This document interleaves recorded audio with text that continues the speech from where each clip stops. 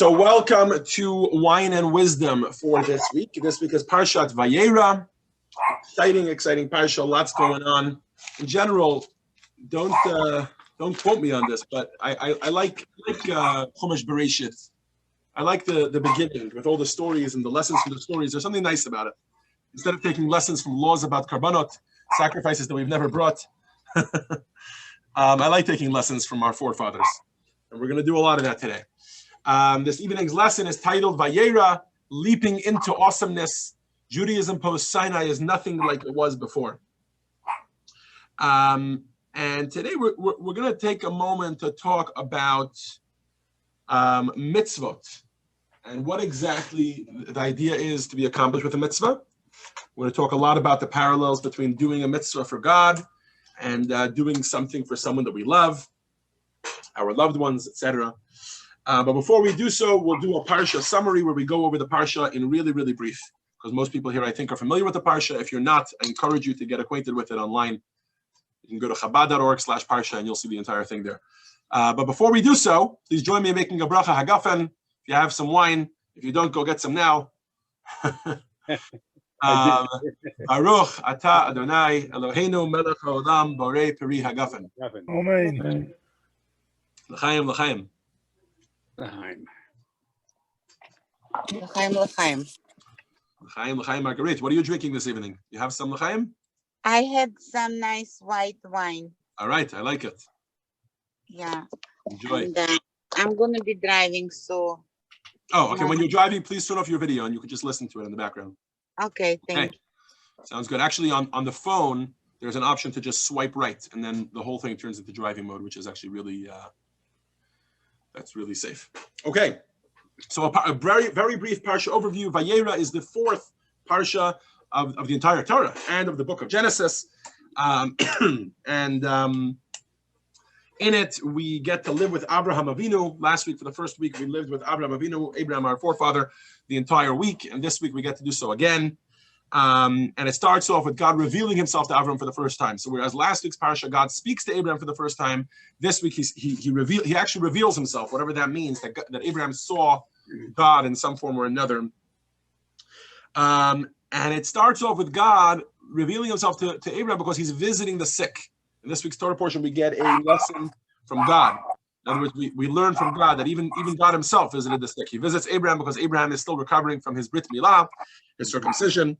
And God sees that Abraham is extremely down, not because he just circumcised himself, but because he doesn't have guests. That was Abraham's middle name, hosting guests. And so God sends 3 angels disguised as men to be guests. And here we get our second lesson in this week's Torah portion, where Abraham tells God, hold on a minute, I got to go take care of the guests. So in other words, even speaking to God was not as important to him as the great mitzvah of achnasat orchim, or taking care of our guests. It turns out that the 3 guests are 3 angels, and each one of them has a separate mission. One of them, the mission is to tell Sarah, Ka'et chaya u'da Sarah vein, that I will be back in exactly 1 year's time, and Sarah, you will be nursing a young little boy, who we will later get to know as Yitzchak. Sarah famously laughs. And based on that laughter, the fact that Yitzchak filled her life with laughter, that's why she called the child Yitzchak, which is like tzchok, which means laughter or a joke or something funny. She overheard that, and that's why she was able to laugh. Yes, absolutely. Sure. She heard the prophecy. Yeah, she wasn't laughing in his face. It was no. So that was angel number 1. Angel number 2 is tasked with overturning Sodom and Gomorrah. Which is a little bit of an interesting terminology that we use there. I don't know why we always call it Sodom and Gomorrah. As a matter of fact, I think it was 5 cities in total. It was kind of Sodom, Amorah, and the surrounding areas, Adma, Tzvayim, etc. But for some reason, when we call it that. We won't get into why they were so deserving of death and the wickedness that they had. We did a full class on that last year. I see some people even that were here last year at that class, right? When we spoke about Sodom and Gomorrah, exactly what they did so terribly last year. And the third angel's task was to save Lot and his family, Abraham's nephew and his family. We have rape attempt number 2 on Sarah. For some reason, Abraham doesn't get the message. He keeps saying she's my sister. And whereas last time it was Pharaoh, this time it's the Philistine king whose name is Avimelech. Again, the rape is just about to happen, and instead he chooses to return her to Abraham and send them on their way. And indeed, in this week's Torah portion, we learn about Abraham having his child Yitzchak. We learn about the subsequent banishing of Hagar, Abraham's first wife, and Yishmael. Very, very sad tale, and the revelation of the angel to Hagar, and the promise that her son will also be a great nation, not just Yitzchak. And then finally, at the end of this week's Torah portion, but not to be overlooked, so last but certainly not least, we have Akedat Yitzchak, the binding of Isaac, when God tests Abraham for the 10th time, asking him to sacrifice his child upon the altar. Abraham is ready to do so, and right before he's about to, a voice of heaven calls to stop him, and a ram, which was caught in a thicket, is brought as a sacrifice instead. How old is Sarah are Sarah and Abraham at this point? Well, this week's Torah portion covers a span of about, 37 years. Which point are you referring to? When Sarah hears the angel predicting that she's going to have a child in 1 year. She is 89. She's 89. Wow. And she gives birth at 90. As a matter of fact, the Torah makes sure to specify that Sarah was way past menopause. Right. Making this birth extremely more miraculous, and this was partially why Sarah left. Yeah. If you want more medrash on this topic, I believe that after Yitzchak was born, there was a big feast, like a big party made in honor of Yitzchak's. There's different medrashim. Some people say it was even. Either way, for the most part, most people say it was at his brit milah, and there was a big party, and at that party, many people were saying, it's not Sarah's boy, whatever. They just pulled off a big farce. They wanted. Abraham has been saying that God promised him a son, so they had somebody else have a child, and now they're saying it's Sarah's child, right? Not such a big deal. What's the big deal? I take a newborn. Nobody's there, and most people are not present at childbirth anyways, right? And a miraculous event occurred there wherein Sarah offered any of the women, if they wanted, because many of the women, they were pregnant, or were nursing, and she offered any of them, if they would like to nurse Yitzchak, and he refused to nurse from any other child other than Sarah. This is one of the miracles, and another one. He refused to nurse from any other mother, you mean? What did I say? You said child. I'm sorry, yes. He refused to nurse from any other nursing mother, except for his own. Another miraculous event that occurred is that Yitzchak looked exactly identical to Abraham. Children sometimes will look a little bit like this one, a little like that one. Sometimes it takes till they get older to see it. Sometimes it takes till you get to see their personality. Yitzchak looked identical to Abraham. So we are told. Okay, so let's dive into the Parsha. And by way of introduction, I want to talk about the line, "Yes, we can," with no relevance whatsoever to any current political or past political campaign slogans. This is a line you hear very, very often in Judaism, right? We say, "Oh, you feel like you're not making a difference in the world, but yes, you can. With your little deed, with your little one thing, you can. You can change the world. You can make it happen," etc. Right? And even though we do know that we are all unique, and we all have our own talents that we bring to the table. And as a matter of fact, we spoke about this last week, that there's a blessing that we make when we see 600,000 Jews in one place, a testimony to the fact that God created 600,000 people, and every single one of them looks different, right? You can recognize every single one of the 600,000 people. You won't find anyone alike. And the Gemara points out, "Keshem she'en partzufeyan shavot, kach ein deoteam shavot." That part of the essence of that blessing is that just as their faces aren't alike, just as no two faces are the same, so too no two personalities are the same. So certainly we're aware of that. We're aware that I am unique, you are unique, and that therefore we have a unique contribution that we can make to the world. But, it's hard to keep that in mind when the day-to-day grind is kind of, we're grinding along and we're trying our best and we're pounding the pavement. Welcome, Ali. Good to see you. And we're grinding the pavement, we're trying to do it, and it's hard to remember, oh, I'm unique and I could do something, I can make a difference. My one little deed, what's that really gonna play a role in the grand scheme of things? And we don't think about these things all the time, especially due to the fact that we have the day-to-day grind, right? We have jobs, we have children, we have spouses, we have lives to attend to, etc., right? But the fact is that every once in a while it does occur to us, and we think to ourselves, what difference can I really make in the world by me doing my one little thing? I know this is kind of heresy to talk about this the day after we all voted, right? And everybody says, your vote counts, right? But let's think about it practically. Your vote actually doesn't count. I hate to break it to y'all, right? But let's be honest. Everybody knew, even though we're all pretending we didn't know, but we all knew it's going to come down to these 6 states, right? So in California, for instance, our vote doesn't count. It doesn't count. No, it did. I'll take that back. It did. Democracy works, and certainly with a movement. Yeah, I mean, Zushi, it totally proves that it totally works. It totally does work. Vote. 100%, and certainly in those swing states it does.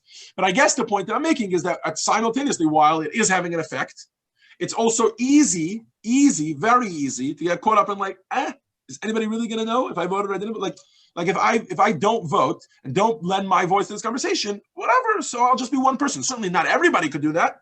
But if I don't do it, that's like saying, does a mitzvah count if nobody knows you did it? That's exactly the question. That's exactly no, nothing to do with if anybody knows you did it. I'm precisely giving this as an example for mitzvahs, because to some people voting is a better example. To other people, mitzvahs are a better example. Many people feel this way about a mitzvah. I cannot tell you the amount of people that I put on tefillin with on the street that they're doing it literally for me as a favor. They tell, all right, Rabbi, if it'll make you feel good, I'll put on tefillin, but I don't feel like my tefillin is going to bring Mashiach or change the world. Hilarious. You with me? Yeah, it's crazy. Yeah, no, I can picture it happening. Of course you can picture it. All right. So that is going and then it changes them. They're surprised. Come again? And then it changes them and they're surprised. Exactly. Absolutely. 100%. It does change them, and that does shock them. And perhaps that's part of the point. But I want to talk a lot about this topic today, if we can. And I want to talk about it through the lens of Avraham Avinu. And particularly, don't mind if I ask you this question, but I want to talk about whether Avraham Avinu was Jewish or not. Is anybody okay if I ask this question? Go ahead. I'm okay. He was not. Okay. All right. He was not. Here's a question. Let's throw out this question. I'd like to hear some answers. Kalman, Phil, and Baron. Let's hear from you guys. Okay. When did the Jews first become the Jewish people? At what point did the Hebrews, right? Because Jews were known as Hebrews. When did the Hebrews become Jews? When did that happen? Anybody want to pinpoint the time? Baron, get us started. Well, I know Abraham was the first Jew. It was after they got the covenant with God. That's when they've been proclaimed to be Jews. When is that? Tell me historically. When is that? When they got a covenant? You mean Mount Sinai? When Abraham's supposed to do circumcision for him and his family. So when Abraham was commanded to circumcise, in your opinion, that's when they changed from Hebrews to Jews. Okay, Baron, what do you have? Someone's name was changed. It was called Hebrew. I forget. I don't know his name. Abraham's name There was a name that was changed on someone, and I think that's when it happened. So 1 second. Two things here. First of all, Ali was just pointing out that Abraham's name was changed. But then when you said that he was called Hebrew, not sure if you're talking about Abraham or if you're talking about.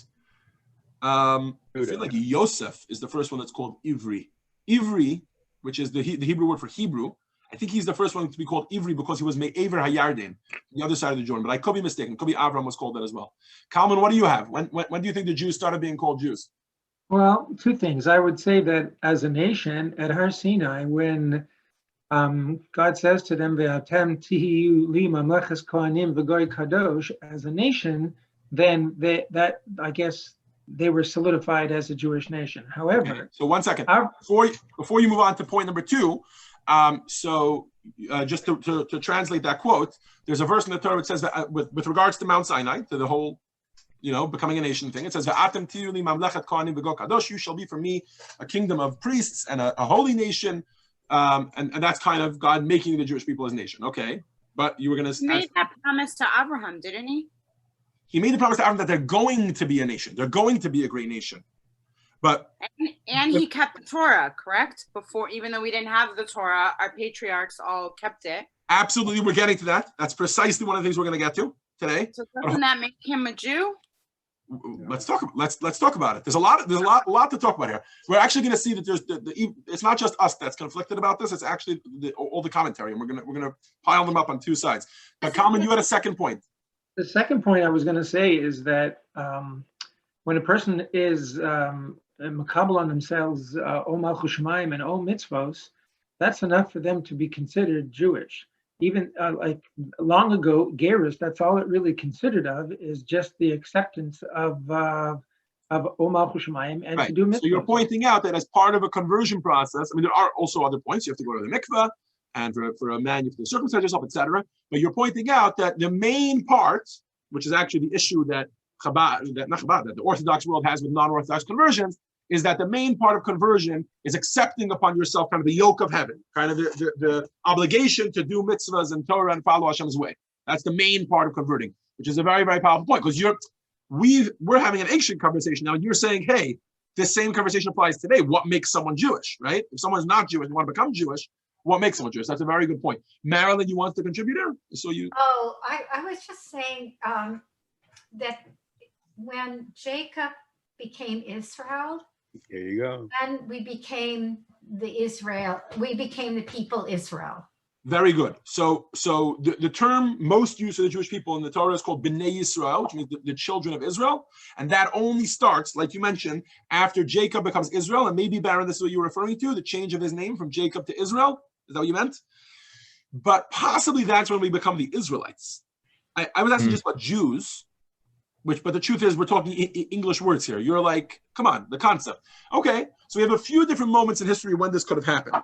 The most common of which, by the way, is what Kalman mentioned, which is at Mount Sinai. That's when we became a people. That's when we became a nation. But it was only when the angel fought with Jacob that he became Israel.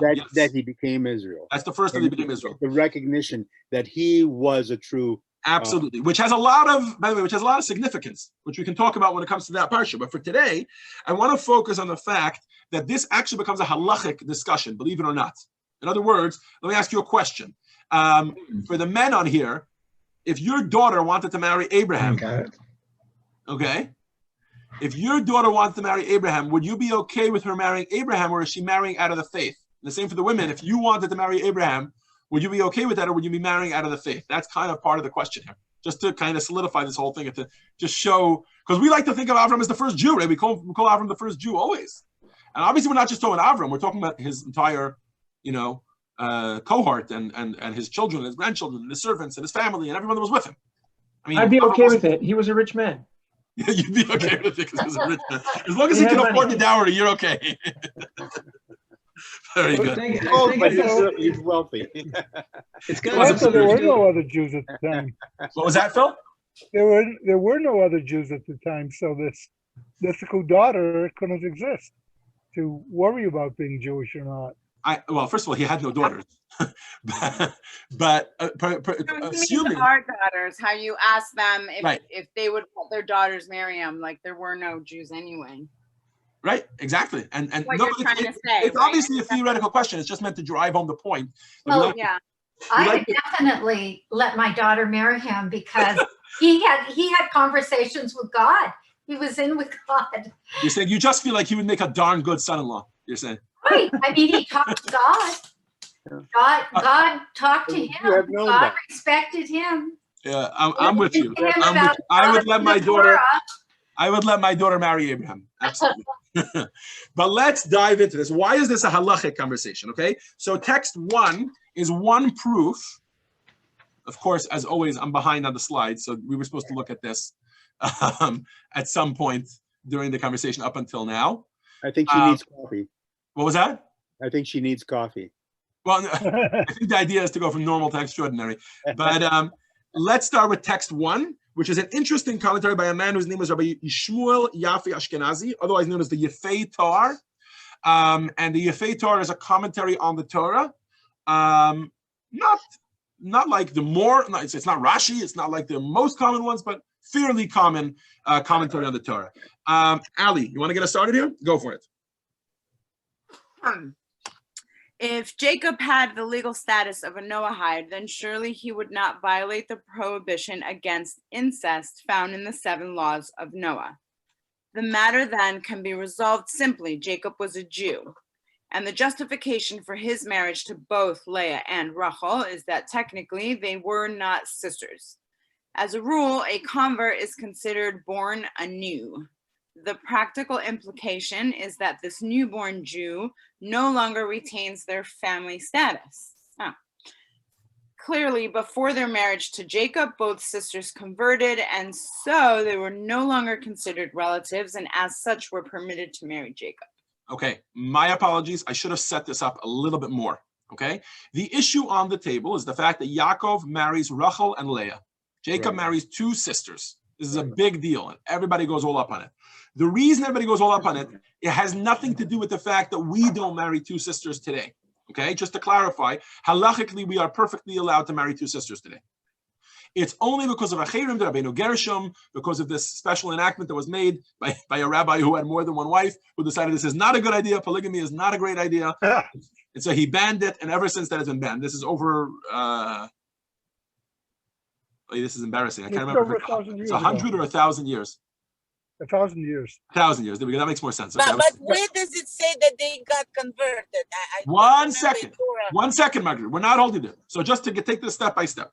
So what is the question here? If Jews are allowed to marry two sisters, I'm sorry, two women, right? So what is the discussion here? Two sisters. Okay. Now, specifically, you're not allowed to marry two sisters, not just as a Jew, but even as a non-Jew, which means many of you are familiar with the fact that we don't look for converts, right? One of the reasons for that is because there is also a set of laws in Judaism for a non-Jew to live a perfectly good and moral life as a non-Jew, as per Jewish law. In other words, he doesn't have to keep all 613 mitzvahs to do that. And those mitzvahs are the 7 mitzvahs of Noach, right? Sheva mitzvahs b'nei Noach. What now? It's a little bit of a misnomer. People always say there's 7, and there are only 7. It's true, but some of them are so broad that most commentary agree that they cover like 30 or 40 mitzvahs. Some of them from our mitzvahs, from what we call separate mitzvahs. Mm-hmm. Like for instance, Eiver min achai, which means don't eat of the flesh of a living animal, is extended to also be don't harm animals. Tzar b'alei chayim is also something for non-Jews to keep. Or, for instance, established courts of justice is translated as established courts of justice. They should establish what should be moral laws, and they should enforce those laws, which in Judaism would be like 10 or 20 mitzvahs. In order even more than that, right? Because we have many laws about being proper Jews. Okay, so for the most part, it includes leading a moral and upstanding life, right? Another one is illicit relations, and it doesn't talk about exactly what those illicit relations are. It just talks about not. And as part of the details of that, you're not supposed to marry two sisters. So here's the question Ali mentioned earlier, and we're going to bring the Zohar soon, which is the source of this, that Abraham, Isaac, and Jacob kept the entire Torah before it was kept. Now, that's a very cryptic sentence. I recognize that. It's very difficult to learn a Torah that talks about you, or to do mitzvahs which have to do with occurrences that are going to happen after you, such as keep a Seder when the exodus from Egypt didn't happen yet. Right? And we're going to talk about that later. But for the most part, let's just talk about the fact they kept the entire Torah before it was given. Okay? So here's the question. 1 second.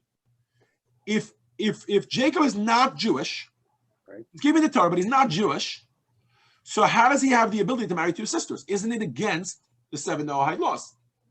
Incest. He's doing something that's not allowed. And as Ali read for us, one of the solutions to this predicament is to say, hold your horses. Jacob actually is Jewish, whatever Jewish means then. We could talk about that in a moment. And meaning some form of Jewish before Mount Sinai, which means he doesn't really have to keep the 613 commandments the way we have them, because they weren't given yet. But yet he is Jewish to some degree. And therefore, in order for him to marry Rachel, he has her convert to Judaism. Well, first Leah. He thinks he's marrying Rachel first, but first Leah. And he has Leah convert to Judaism and Rachel convert to Judaism. And one of the loophole laws that we're using here is, the fact is that when somebody converts, it says, Gerushin is Gayer ke katan shenola dami. It says a convert who converts is like a newborn child. It's like they're born again, to paraphrase from another religion. But it really is. It's like they're being born, and they now have a brand new life. And as a result, one of the details of that is that halachically they are not considered still related to their siblings or their parents. Now, can I say something? Go for it. I can't help listening to this and feel like this I mean, that's essentially, I think it's really, really interesting, first of all. And it's it just makes me think about how much more personalized and experienced the conversion process was back in biblical days. Today, I mean, honestly, it's like I listen to that, and so much of it is like self-directed. Like, do you feel Jewish? Like, basically he was, I don't know, he was just kind of like, A Jew.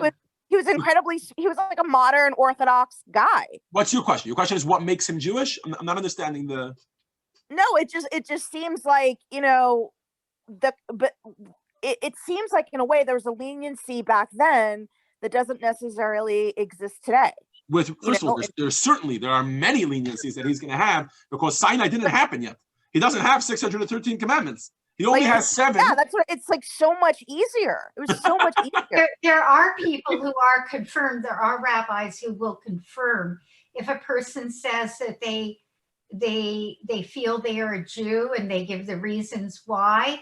Right. Rabbi will confirm. They don't absolutely. Have to absolutely. I know that we at Chabad deal with this all the time. It's actually something that we have to spend a tremendous amount of time doing sometimes, which is helping a person research whether they are Jewish. Other people come and they're and very often, by the way, I personally know someone right now, not in our community, but in a different community, who's going through.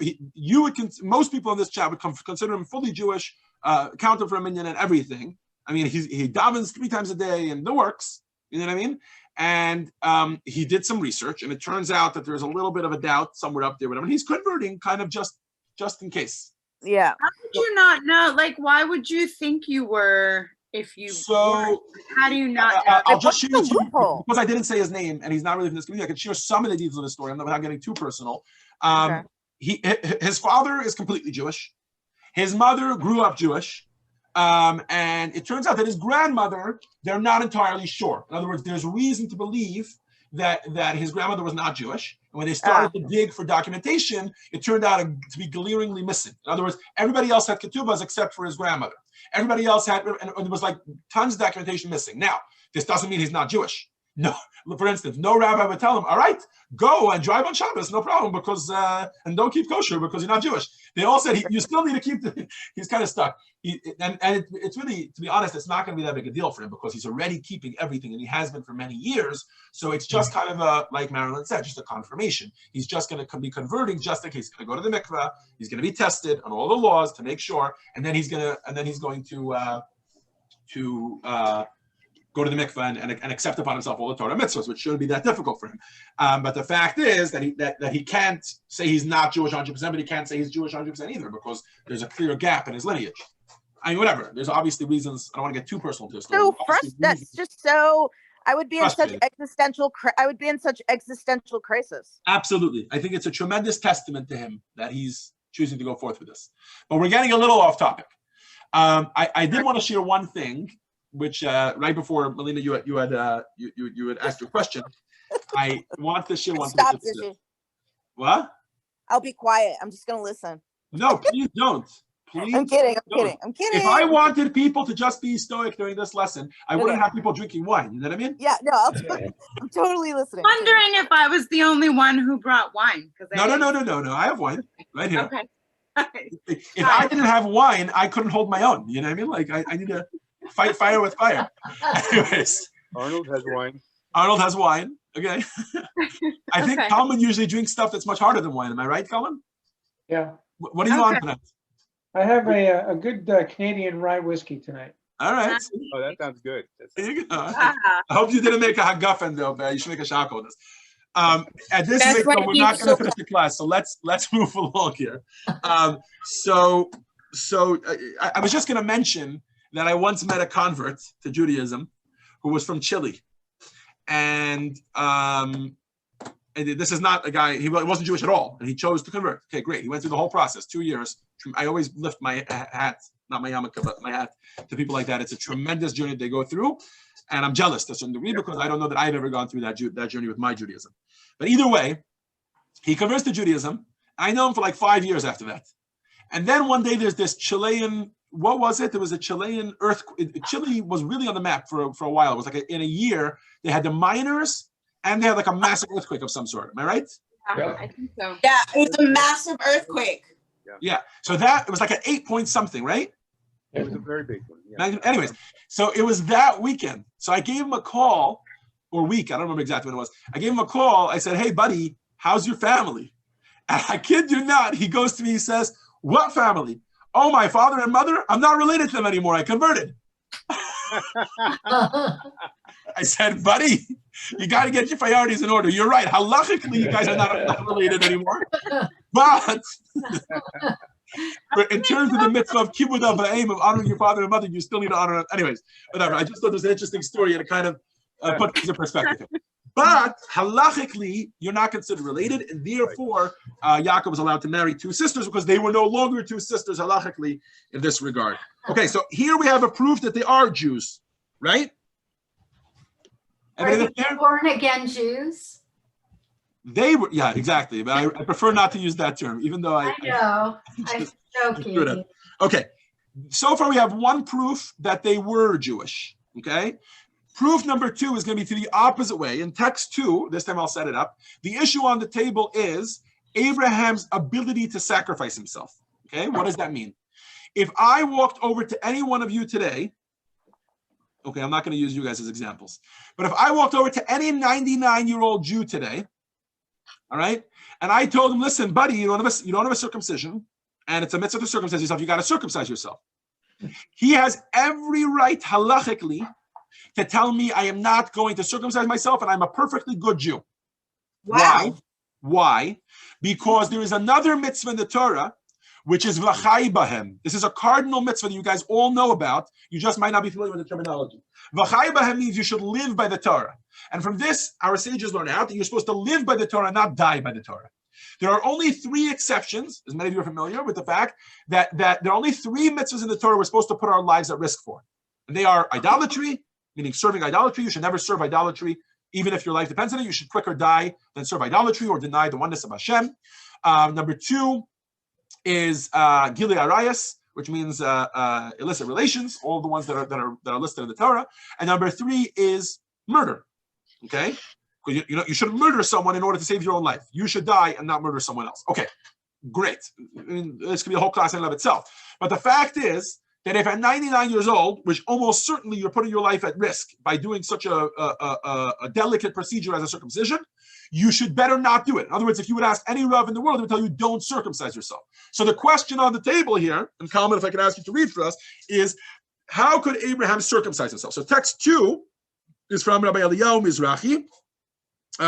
His publication is called Sefer Mizrahi, and it's kind of they call it a super commentary. It's a commentary on a commentary. So Rashi is the foremost commentary on the Torah, and there's 11 famous ones, but there's more than 11 commentary on Rashi, kind of explaining what Rashi is saying, because this is how Jews do it. Commentary on commentary. And so the Sefer Mizrahi is one of them. If you can read for us, please, his solution. Go for it. How could Moses rationalize his failure in performing the godly commandment of circumcision? What right did he have to disobey a direct godly command given to all descendants of Abraham? True, the Torah instructs a Jew never to perform a mitzvah when it can endanger a life, but at the point in time, the Torah had not yet been given.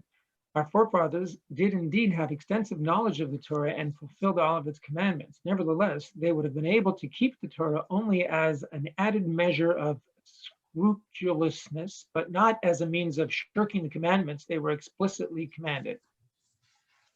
So the question is why Abraham also. One second, Kalman. So yeah, actually, 1 second, hold on. I jumped ahead of myself.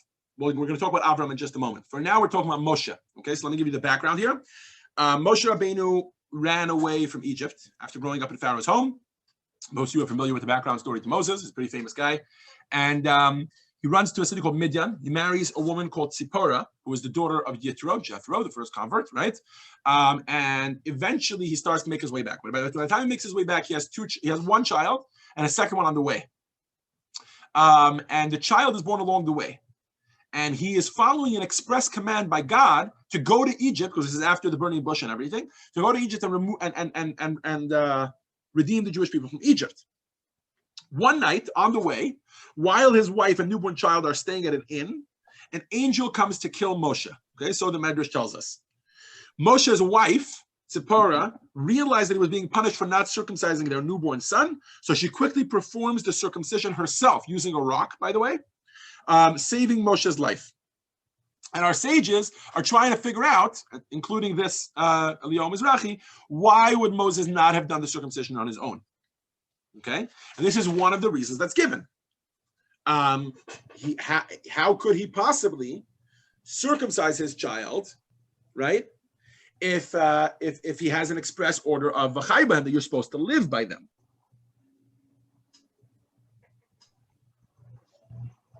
In other words, that he hadn't circumcised himself yet. Right? Yeah. No, this is about his son, not circumcising himself. This is about his son. Okay. And in this commentary, he's pointing out that it must be that Moses was not Jewish.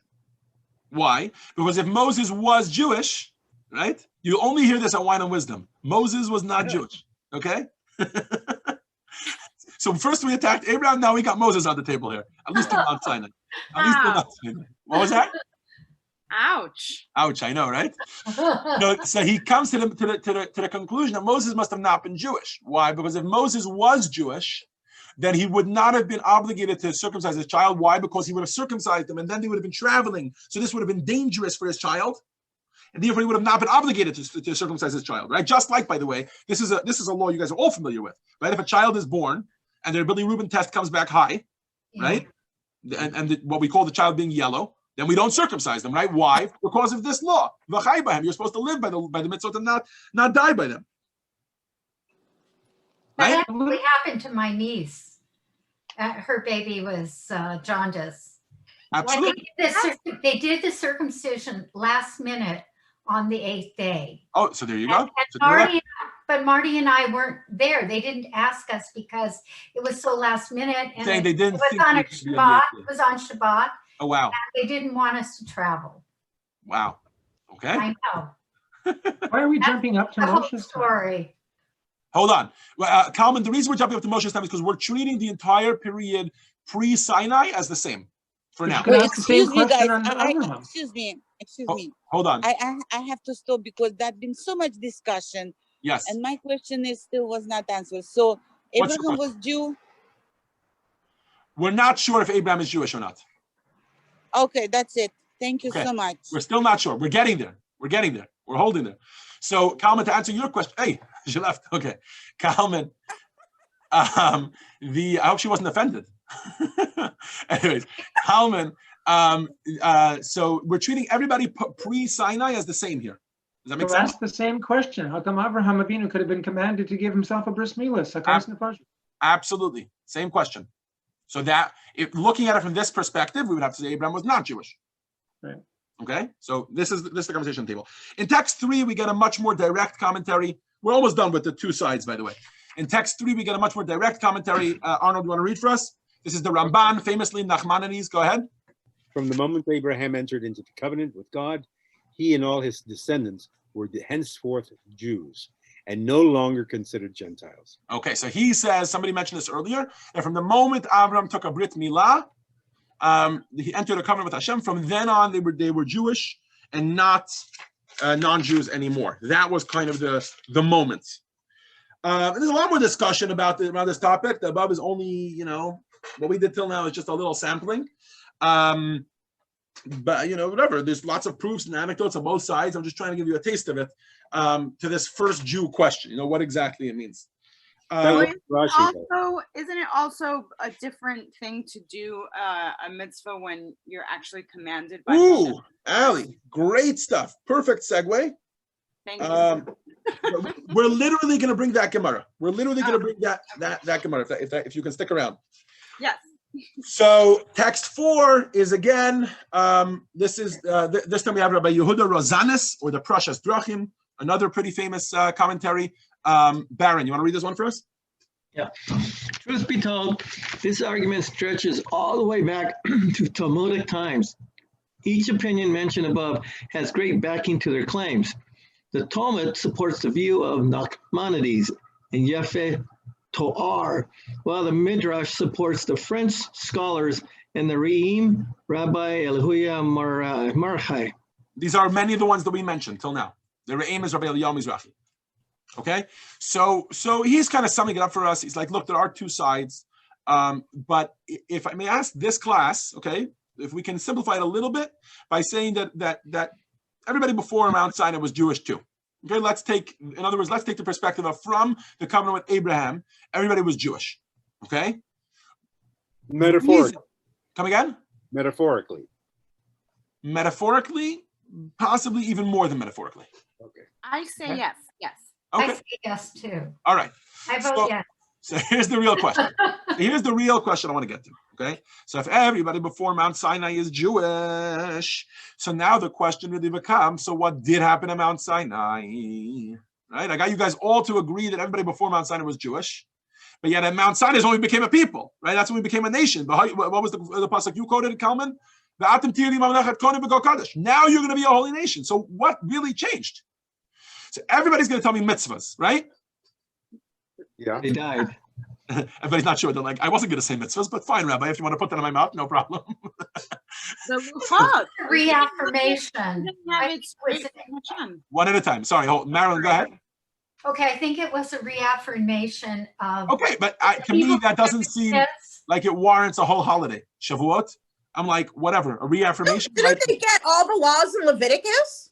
So that's what I said. Everybody's going to say Well, mitzvah. maybe they didn't have. Maybe they just had the Noahide laws. Right, and then after, that's all they had. Ali? But Sorry. they were Jews because they were all circumcised. One second. Ali, go ahead. At Mount Sinai, we got the luchot straight from Hashem, and the mitzvot. Right, it's written down. It he gave it to Moshe. That's a direct. So there's no question anymore. There's no. And that's exactly that's exactly what you're pointing out. That's what Hashem gave them to us, right? So let's look at text 5 for a second. Text 5, we find that Avraham Avinu actually kept all the mitzvah before Mount Sinai, even though he wasn't commanded to. This is from the Talmud. Marilyn, you want to read this for us? Abraham, our forefather, fulfilled the entire Torah before it was given. As the verse states, because Abraham listened to my voice and kept my charge, my commandments, my statutes, and my laws. Great. And we'll find even, Marilyn, if you could continue for us, we find not only did our forefathers keep the Torah and the mitzvah, they even had yeshivas. The idea of a yeshiva, a dedicated place for Torah study, goes back all the way to our forefathers. Go ahead, Marilyn.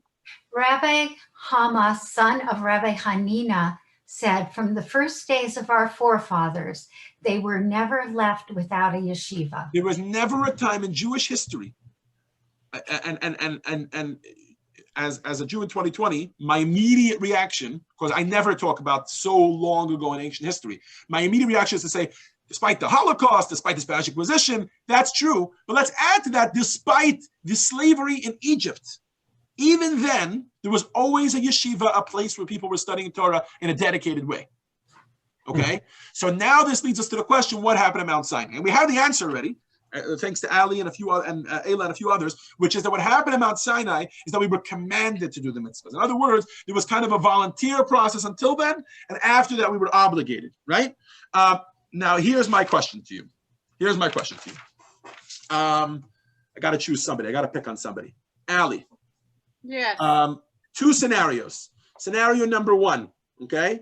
You call Isaac on the phone in the morning. You know, I'm picking on you because I know Isaac, and I could throw him under the bus a little bit. You'll tell him I mean no harm. All right. Okay. You call Isaac on the phone at 9 a.m.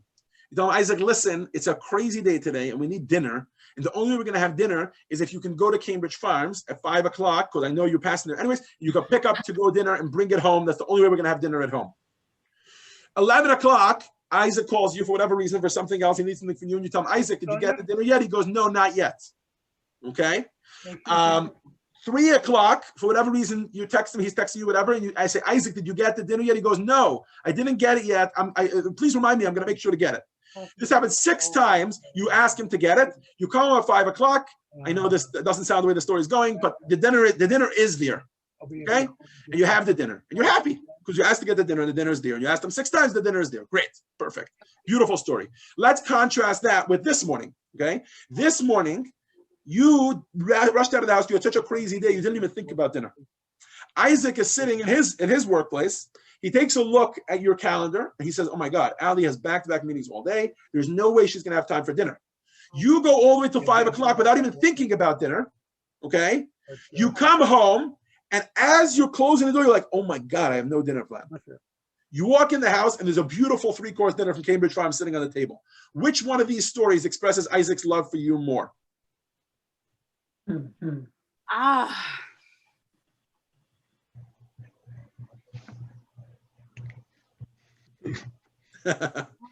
You stumped me. No, I know Isaac loves you no matter very what. this feels very subjective. It could be a different answer for different Of people. course it could be a different answer. But let me ask you. I want to say that if I asked and you did, like, that means a lot to me, especially because I'm freshly married and realize that men sometimes need to just be told. Need to be told. What okay, to do. But if that's the case, let's make the case a little bit less practical. Let's talk about flowers. You call Isaac and you tell Isaac, I'm really not feeling too great today. Can you please buy me flowers?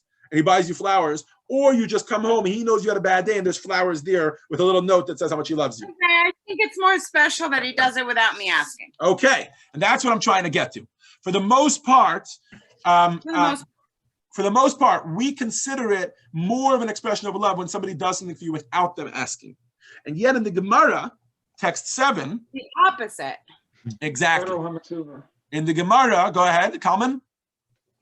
Well, I'm just anticipating. Gadol HaMitzvah, but greater is one who is commanded to do a mitzvah and performs it than one who is not commanded to do a mitzvah and performs it. Just as an interesting anecdote, just because this will spice up the class, this quote in the Talmud is succeeded. I remember learning this in yeshiva, and when I was preparing the class, I went quickly to Sefaria, I checked it up, and immediately after this section in Kiddushin, there's a story of Rabbi Yosef. Okay, Rabbi Yosef was famously blind, and Rabbi Yosef says, all my life I looked for some, because this was as you can imagine, this is the end of the discussion. There was a big disagreement about whether it was greater to do something when you're commanded, greater to do a mitzvah when you're commanded, or greater to do it when you're not commanded to do it. And Rabbi Yosef says, all my life I looked for someone who would say that a blind person, again, Rabbi Yosef was blind from birth, I looked for someone who would say that blind people are not obligated to do the mitzvahs in the Torah. Why? He says, because if I'm not obligated to do the mitzvahs in the Torah, and I'm keeping them anyways, Rabbi Yosef kept all the mitzvahs, so he says, so then I'm getting much more reward, I'm getting much more bang for my buck. By doing these mitzvahs, I'm expressing my love for Hashem more. He says, but now that I heard that it's even greater to do something when you're commanded than to do when you're not commanded, he says, now I'm looking for somebody who's going to tell me that blind people are commanded in the Torah, because I don't want to be left out of this. I want that great power of being commanded, right? But the question is, what happens? What happens when you're commanded that's so great? Like, what's so powerful about being commanded to do something? It seems a little counterintuitive. Seems like it makes it less dear. It should be less dear to Hashem than if we do mitzvahs on our own without him asking, right? And that's the question we're going to talk about now. Before we do that, Well, yeah.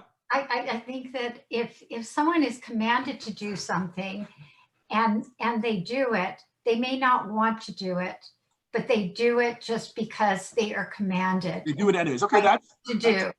Rather than the person who does it without being commanded, it's just they feel that they want to do something and they 100%. The analogy that I always give for that is, why do we find it so romantic when we hear from, like, everybody's met these 90-year-old, 100-year-old couples married for 60 years, whatever it is, right? 70 years. And they tell you, and you ask them, what's the secret to your marriage? And they always say something romantic, like, I made her breakfast every single morning, or I never went to sleep without saying I love you, or something like that. Why do we find such things so romantic? If you think about it, it's absolutely ridiculous. If somebody says I love you to their spouse every single night, is it 90% of the time just lip service? Or 99% of the time just lip service? It's not romantic at all, in fact. Meaningless. Somebody says, I only say I love you when I felt so in love with you, right? And I guess that's the point that Marilyn was making, that there's something to, I wasn't in the mood of saying I love you. And maybe we even got into a fight that day and we disagreed with each other and we're still not over it yet, but I said I love you before you went to sleep, right? In other words, to show that it surpasses any feelings. Yeah, there's mitzvahs you don't want to do, but we do them because Hashem said so. So we Absolutely. But Yeah. to you and to Marilyn, and even to myself, or just give that analogy, I will pose the following question. It's true. There's something beautiful about the consistency of doing it always, even when you don't feel like it. But wouldn't it be better? I know this doesn't seem physically possible, but bear with me here. This is theoretical. Imagine if in theory, we could be so in love with Hashem every single day that every single mitzvah is a passionate I love you that I actually feel and that I actually do because I want to and not because of something being forced on me. Wouldn't that be better? If we could have maybe the consistency with the feeling? Yes, You do feel so. I do. So if that's the case, then why are we saying no matter what, the person who is commanded is for sure greater than someone who's not commanded? That's really the question on the table. Okay, if I can, let's leave the question aside for just a moment. Marguerite, you missed our conclusion. Where are you, Marguerite? You hear us? Simcha B'racha, you with us? We came to a conclusion that Avram was Jewish. Yeah, sorry, I had to park at that moment. Okay, and, no problem. I no, just no, want to no. make sure that you didn't miss the conclusion. Avram and Moshe were Jewish.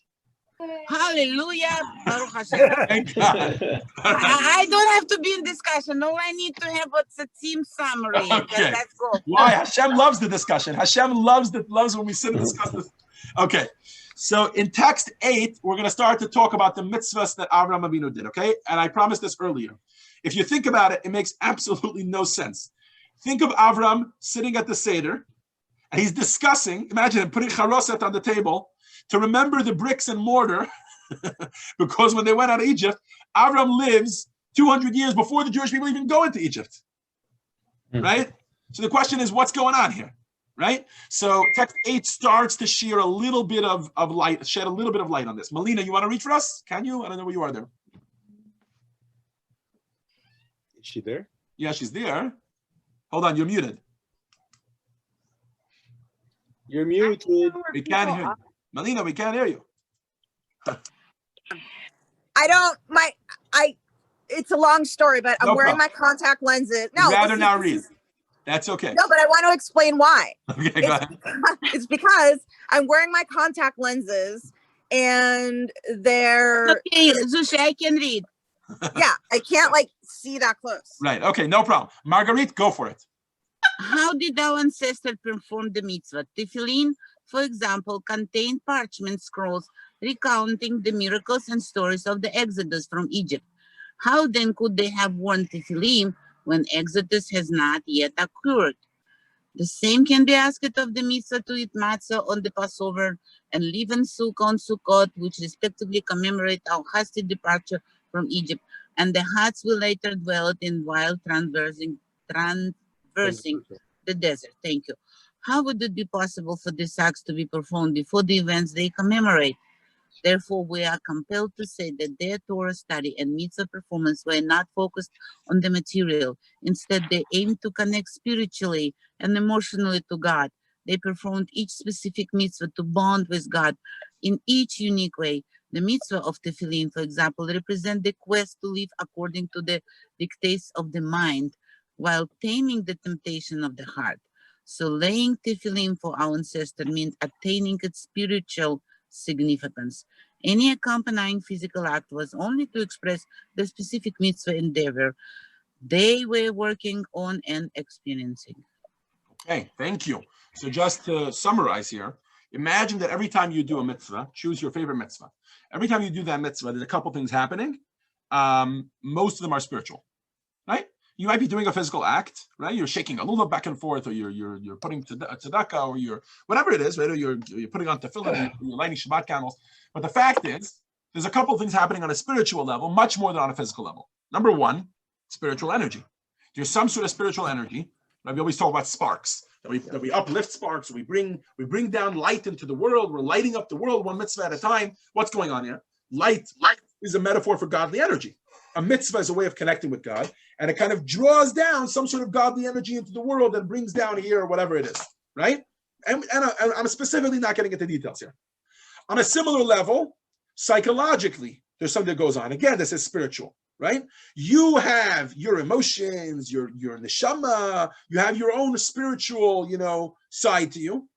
And when you do a mitzvah, that mitzvah affects you, right? Which is why very often we talk about mitzvahs that don't end up accomplishing their point. Let's say if I give tzedakah and somehow that tzedakah doesn't end up helping the person, right? Let's say, common example, I give $5 to someone and then he uses that money to go buy cigarettes, which are actually destroying his life, right? Does that take away from the mitzvah that I gave him $5? No. The fact is that I did the mitzvah and I did the tzedakah.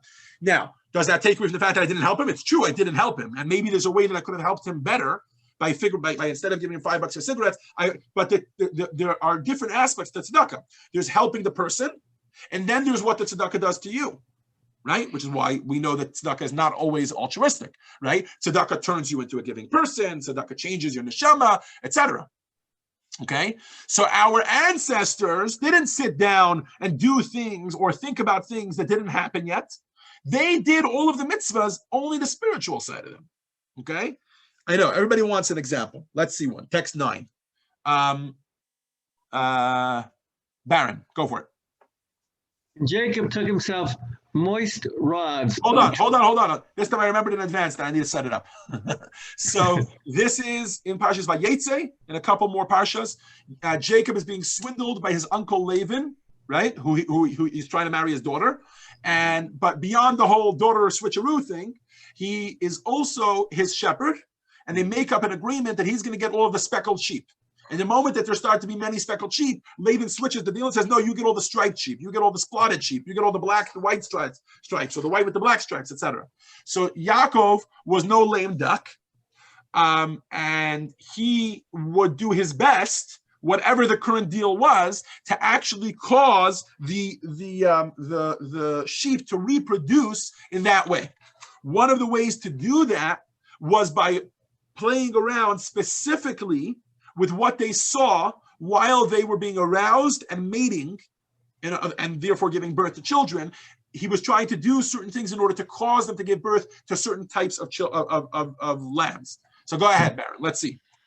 And Jacob took himself moist rods of trembling polar and hazelnut and chestnut, and he peeled white streaks upon them, bearing the white that was on the rods.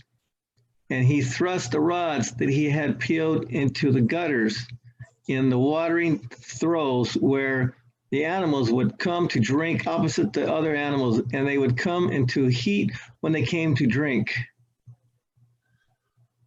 Okay, 1 second. I think there you go. Sorry, go ahead. And the flocks came into heat by the rods, and the animals bore ring, spotted, and striped young. Okay, the Zohar tells us that this strange thing that Yaakov was doing, in addition to having whatever physical play it had on what was going on, was also him putting on tefillin. So believe it or not, what we do by taking black boxes with stripes and specifically square and specifically black and specifically leather and specifically with certain parshas in it, with certain verses of the Torah in it, Yaakov was doing the same spiritual stuff with other physical matter, namely sticks, right? Now, what was going on here? So was every mitzvah like that? Every mitzvah was made of sticks, or every mitzvah would look different than ours? No. Some mitzvahs actually look the same. Phil, you want to read text 10 for us? Our forefathers' divine service was not wholly divorced from physicality. We find clear examples where the mitzvah was performed in the physical form we're now familiar with. Lot, Abraham's nephew, is recorded as baking matzot for Passover. At another time, when Isaac requested Esau to prepare him food, the Torah describes his meal as being 2 kid goats. Excuse me. The Talmud points out that one person certainly could not eat 2 goats in one sitting. Rather, since it was Passover, he designated one goat as a paschal offering and the other as a general festival sacrifice. The physical act, however, was beside the point for them. Instead, because they were solely dedicated to God, our forefathers' entire beings were thoroughly permeated by the powerful connection they were experiencing. Even their bodily limbs expressed what was going on inside. Thus, the patriarchs are described as Hashem's chariot. It follows that their spiritual endeavors found expression in physical matter as well, but such material expression was not the main point. So, while there was always some material manifestation of each spiritual journey, the physical component of their mitzvot remained a distant second to the lofty intent behind it. Using the sticks example, there indeed was a material expression of the spiritual mitzvah of tefillin, the sticks. Yet to Jacob, the physical dimensions and characteristics of those sticks were of no importance. Thank you. So all this is true until a random occurrence in the year 2248 when 600,000 or 2 million Jews gather at the foot of a mountain. God gives them mitzvahs, and something radically changes. We don't know exactly, we're not entirely sure what yet, but something radically changes, that it's not just spiritual anymore, right? Because if it was, most of us on this Zoom, and pardon me for passing judgment on you all, would be in trouble most of the time. Because I don't know about you, but very often I put on tefillin, and my spiritual revelations are not exactly there.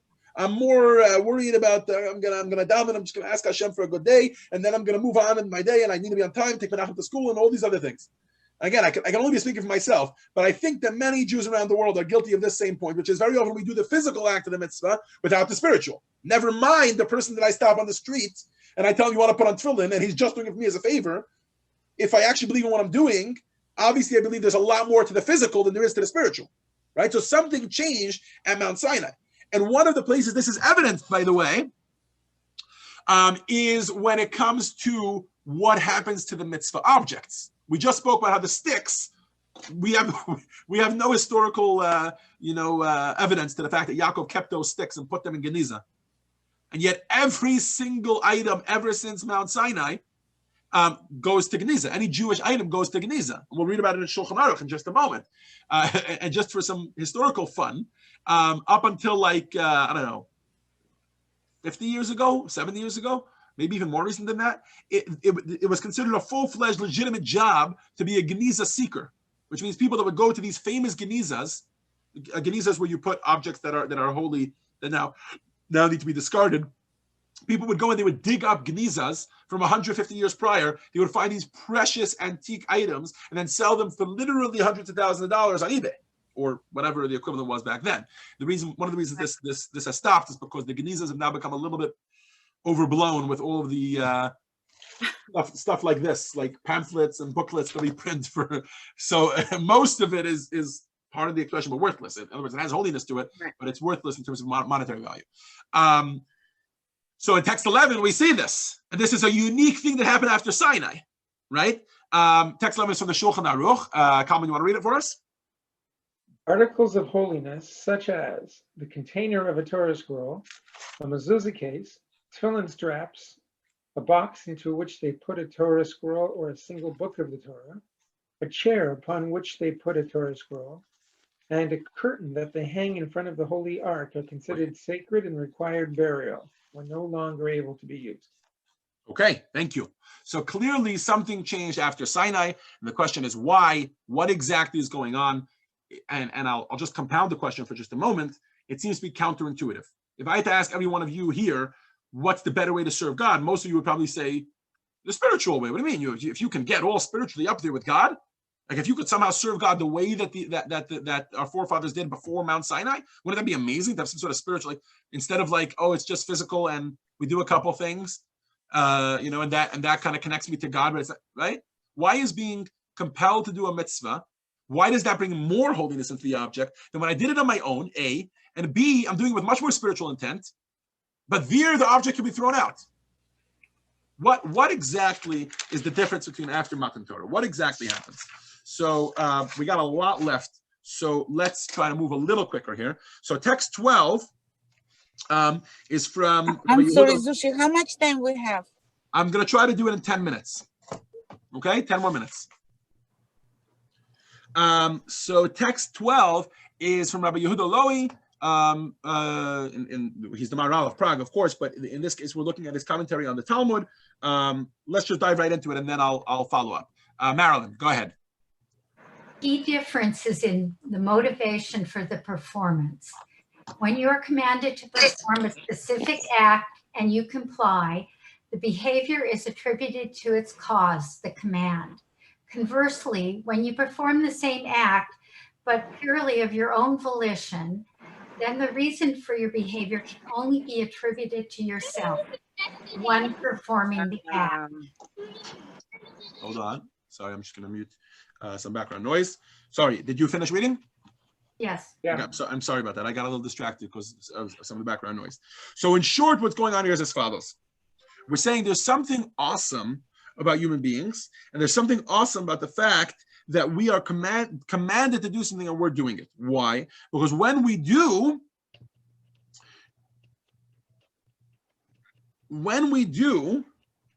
we are specifically doing this mitzvah because Hashem told us to. We're only doing it for Hashem, or at least there's a lot more likelihood that we are. Whereas when we're not commanded to, think about the way we are with human beings, we always chalk it up to some sort of selfish gain that you're probably getting out of it, right? Yeah. And let's see exactly what's going on here. Okay, in the words of Chassidus, or in the words of the Rebbe here, which in this case is concerning Avraham. Arnold, go ahead. I'm coughing. I'm sorry. No problem. Oh, sorry. Ali, go ahead. Many sources point to the fact that Abraham fulfilled the entire Torah before it was given. Yet though he certainly attained a high degree of holiness, he only reached as high as a limited creature can reach. Meaning to say, without a command from God, which is essentially divine empowerment, man cannot surpass his source. Inasmuch as Abraham was the motivating power behind whatever he achieved, he was on his own. He was naturally unable to transcend himself. Thank you. So let me just clarify. We are not calling the Avos or our forefathers selfish. Chas v'shalom, heaven forbid. What we are doing is we're calling them human. Okay? In fact, we're going to give them the title of reaching the ultimate that any human being can reach with only human ability, without any divine intervention, without Hashem giving them a divine power. Right, exactly, Ali. That's exactly where we're going. Without a commandment. So the Avos, our forefathers, kept the Torah very, very highly and they were at a very high level. They were very refined and they were very elevated, but it was all only human. And now we're going to start to explain where we're going to start to see. It's going to start to all shift into focus why that's going to have such an impact on the physical world. And to give you a little preview, because when a human being does something, we don't have the ability to take this physical bottle of water and just say, boom, it's spiritual now. It doesn't work that way. But when we make a bracha, it's not just us making that bracha, it's us making the bracha because Hashem tells us to make the bracha. And by doing that, then we elevate it, not just with our own power, but with the divine power. Let's see that in the words of the Rebbe. Baron. Our forefathers performed the mitzvah autonomously. Unlike their descendants, they were not yet provided with divine empowerment that resulted from Matan Torah. Practically, this meant that their physical acts were unable to become infused with the mitzvah's holiness. They were incapable of transforming the mundane and making it sacred. This is illustrated by the story of Jacob and the sticks. Though he used them to aid him in his sublime spiritual experience, when he finished with the sticks, they remain mundane sticks. Contrast this with mitzvot, performed after Matan Torah because of God's command, empowerment. We now can render something mundane sacred. Thank you. So we have one more order of business here, which is we got to stop hating on the forefathers. Right? We've spent now the past couple texts proving how what we do, I go and I just put on some black boxes and I don't even think about what I'm doing, right? And I make a bracha on them. You're telling me by doing that, I'm bringing holiness into the world and I'm uplifting the world greater than even Avraham Avinu can do. Whoa, slow down. You're telling me that everything was useless? So why do we call ourselves the children? Everything we do, we're always quoting them, right? The children of Avraham, Yitzchak, and Yaakov. What was so great about them if all the mitzvahs they did really had no impact on the physical world, right? So first of all, there was one mitzvah. And that one mitzvah served, right, because our forefathers had one more mitzvah than the Bnei Noach did, than the Noahites had. And that is the mitzvah of Milah. It was the one mitzvah, circumcision, that they did have before Mount Sinai, that they were commanded by God to do. As a result, it actually changed their physical beings, and it turned them into holy people instead of mundane people. And that mitzvah served as kind of a catalyst or an anchor for all the rest of the mitzvahs that they did to give it that power. Arnold, you want to read for us? Text 15. Sorry, you're muted. Oh, there. Here we go. When Abraham was commanded by God to circumcise himself, he then became able to transcend his human self and connect with his creator. By performing the mitzvah, he became one with God, who had just commanded him to perform this act. Moreover, the notion of a physical impact is built into the properties of the mitzvah of milah. God told Abraham that my covenant will be in your flesh, meaning that the ultimate bond with God, a covenant, would be embedded in Abraham's corporeal flesh. Thank you. And this served actually as an amazing anchor for all the rest of their mitzvahs.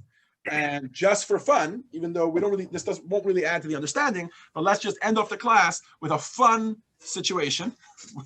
I mean, this kind of explains an otherwise extremely awkward moment in Avram's history, okay? And that is that when Avram sends Eliezer to go find a wife for his son, for Yitzchak, he has to make Eliezer swear, okay? Now, in today's day and age, if you were to swear in a Jewish court of law, you would hold a Sefer Torah, right? Or you would put your hand in a Sefer Torah, or whatever it is. Why? Because that's one of the most sacred and holy objects that we have in this world.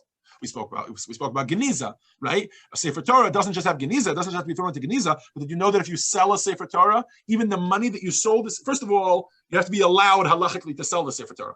A community is not just allowed to sell a Sefer Torah. There has to be reasons that they have to do it, and those reasons have to be, according to Jewish law, have to make sense. More than that, the money that you sold the Sefer Torah has rules about what you're allowed to do with that money. So clearly there's a lot of holiness to the actual physical item of the Sefer Torah. But Avram didn't have a Sefer Torah. So how did he make Eliezer swear? Kalman? And Abraham said to his servant, the elder of his house, who ruled over all that was his, please place your hand under my thigh. Awkward, right? If you ever heard of one. But Phil, can you explain it for us? 1 second. Text 17. You should never be satisfied with what you... No, 1 second. I'm sorry. I thought there was another text explaining. But in short, the idea is that was the only mitzvah that Avram had, that a holy object that he was able to tell Eliezer, hold on to this while you swear. So let's drive this home. Let's drive this home. At the beginning of today's lesson, we spoke about why we should feel like we're changing the world. Right? How we can empower ourselves that when I do a mitzvah, I shouldn't just feel like I'm, like it's another physical item that I do. I gave a voting example and I got beat up for it. So I'm going to stop with the voting example, but I'll give another example. Okay. Very often when it comes to the climate, right? Many people feel very, very useless because they're like, look, I don't own a factory that produces emissions. All I could do is recycle. Is my recycling really helping that the icebergs in whatever that things shouldn't be melting? That the world should, my one can that I'm going to take it and instead of putting it in this bin, I'm going to put it in that bin. That's really going to help the whole thing, right? And sometimes we feel that way with our mitzvahs. In other words, I'm just doing one thing. How is that really changing the world, right? And in our parsha, we get clear directive as to something, at least, that we can bear in mind about the power of a mitzvah, the power of what it means when we do a mitzvah, when we don't just connect to God, but we're actually fulfilling God's commandment. Ali, if you can bring this home for us, this is the Rebbe. The Rebbe. You should never be satisfied with what you've accomplished, no matter how great the accomplishment is. Learn from Abraham. Even after Hashem appeared to him in what the Zohar calls a vista, he did not take that to mean that he arrived. As long as you aren't entirely one with Hashem, there is still room to add and grow spiritually. On the other hand, if you do the most you possibly can, you are guaranteed to be gifted with unbounded growth. Not only will Hashem appear to you through a vista, but you'll be able to see the divine clearly. as indicated in the name of the Parshat Vayera, and Hashem appeared, just as it was with Abraham. Thank you.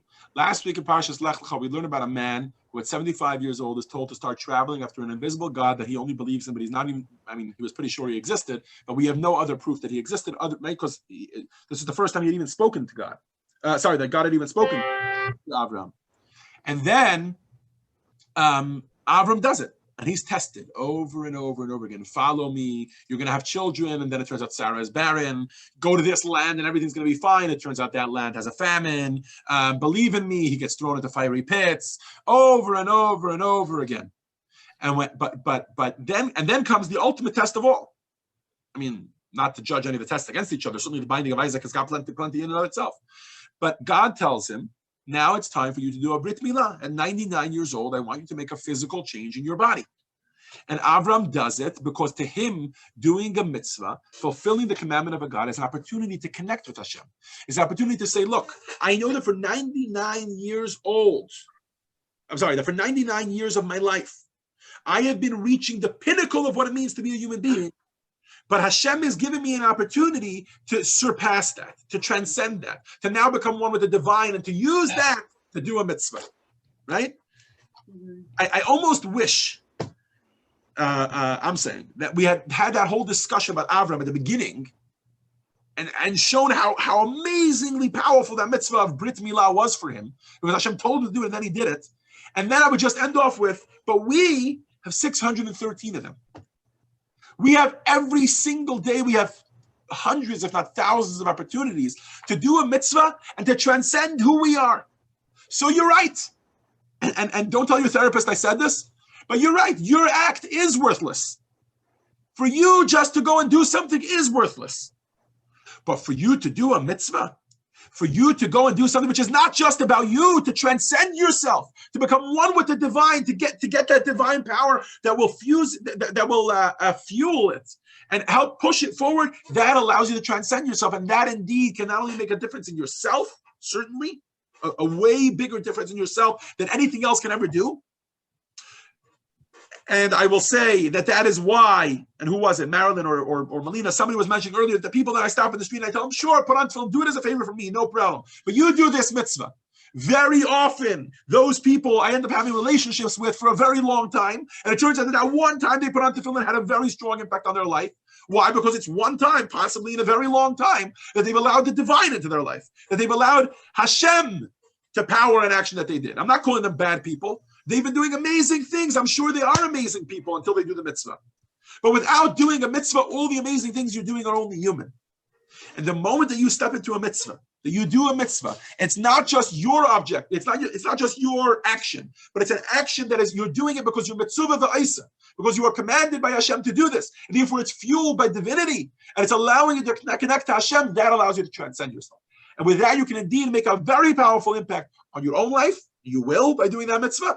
And beyond that, you'll make a tremendous impact on the world. Because it's not you, it's God. Amen. Now we just got to get out and do those mitzvahs. L'chaim, l'chaim. L'chaim. Zoshi, don't they say that that's why Hashem appeared to him? Because he waited until he was commanded to do it, right? Like Absolutely. he waited. That's what we just read. He could have done mitzvahs before, but he waited until he was commanded, and that's why Absolutely. he got the gift of like them appearing. In fact, just to add to that point, out of the 613 mitzvahs, Avram only fulfilled 612 of them. The mitzvah of Brit Milah, he was waiting to be commanded to do it by God, and only then did he do it. Wow. Because he wanted to be commanded, he wanted that ability. And we have that ability every single day, thousands of opportunities. That's so fun. Thank you, Zoshi. Yeah, you got it. Thank you all for joining us. We'll see you all next Wednesday at exactly 7 p.m. Usually it's not an hour and 20 minutes. I try to keep it a little shorter. But Baruch Hashem, is it always tied to the Parsha? I didn't realize it was tied to Parsha. Yes, it's always tied to Parsha, but we usually try not to keep it too basic. We usually try to go quickly beyond that. Nice. Cool. Any questions? Anybody? Okay. Have a good night. I know you asked all your questions in the middle. But I got me so busy. Yeah. All right. Have a good night, everyone. Good night. Bye. Good night. Good night. See you guys.